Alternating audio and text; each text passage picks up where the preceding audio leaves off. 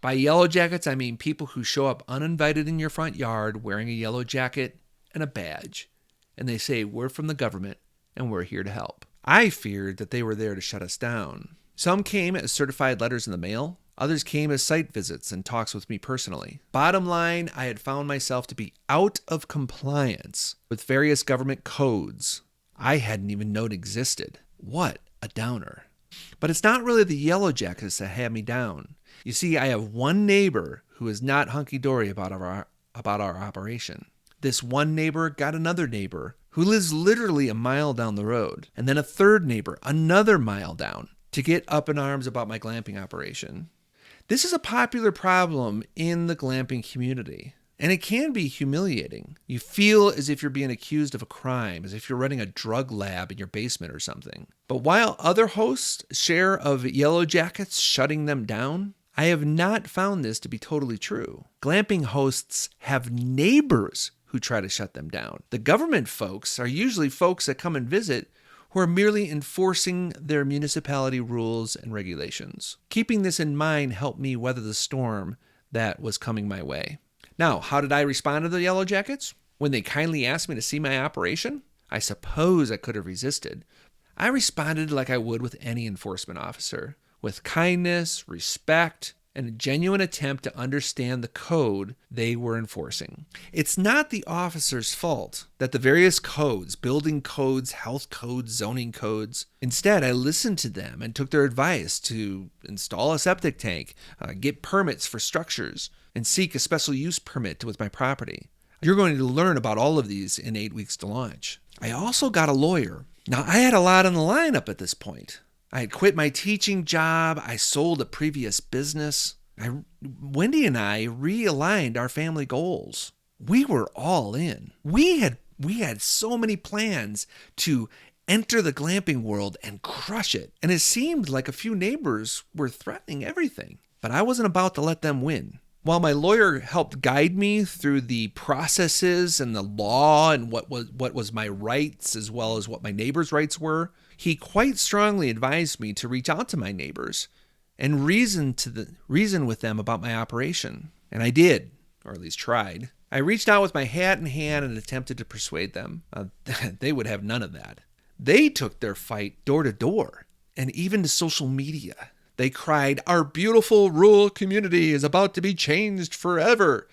And yes, they used all caps. They then proceeded to list the so-called woes of my special use permit application, which by then was well underway. August 18th, 2022, I was set for a public hearing in front of the county commissioners, and I was in the process of getting mauled by neighborhood opposition. Well, sometimes fighting fire with fire is called for. So I took the fight to my other neighbors, and there were a lot more of them. Some even thought highly of what I was doing. One neighbor humored me. "I'll send my visiting relatives down to you instead of my basement."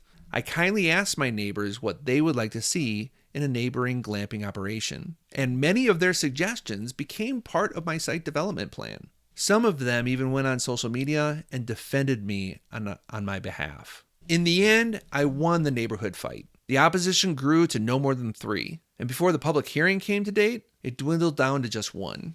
And that one neighbor downgraded to just concerns. Her letter got published in my special use papers, but 5 neighbors wrote glowing letters of support. These letters said, "We are excited to see the monument glamping operation of Chris and Wendy Jube come to the neighborhood. We totally approve of the path they are pursuing."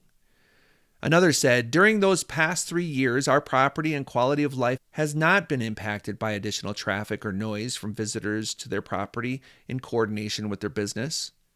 And another said, "I am writing for support of my neighbors Chris and Wendy Jube's application for special use permit. I personally think it's a really great idea." And finally, living only 2 properties down from Chris and Wendy for over a year now, we have already been through all seasons of their glamping business and have no issues arise. And here's the bittersweet conclusion of our troubling year. We crushed it in earnings. Check out our year-end earnings on Airbnb alone. And with the other OTAs, it ran up to $130,000. And this despite neighborhood opposition and nearly being shut down. Now, it would be natural for me to grow angry with my 3 neighbors. They had ill intent in mind and really did try to shut me down, but that would be too easy. Actually, when you think about it, I have much to be thankful for the opposition, particularly this.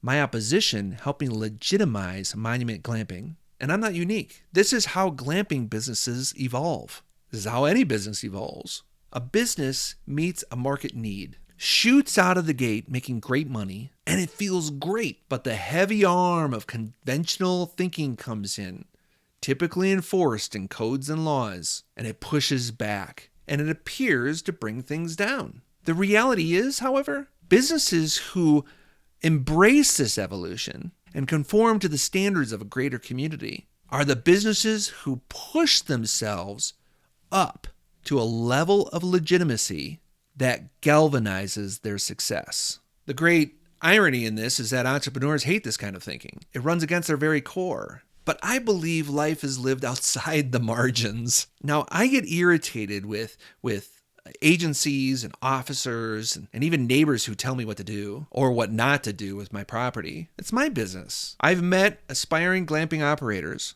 who look at me with fear in their eyes, waiting for permission to start renting out a spare room, never taking the step to start out of fear of violation of some sort. They're waiting for the government to pave their way to success. That day will never come because the government is not there to help. They're there to enforce. Business owners are on their own in pushing their business forward. It's our duty to figure out how to get it done. And when government stands in the way, business owners must figure out how to get around it or to comply. It's that simple. Now, if you are taking this class, I bet you are a kindred outside the margins, suck the marrow out of life type of believer. You and I live in the same camp. You've got an against the grain spirit about you that makes you perfect for running a glamping operation. You and I likely agree that there are too many government regulations out there hindering the wholesome glamping operation. However, there are ways things are and there are ways things should be. And to run a successful glamping business, you have to deal with the latter before you get to the former.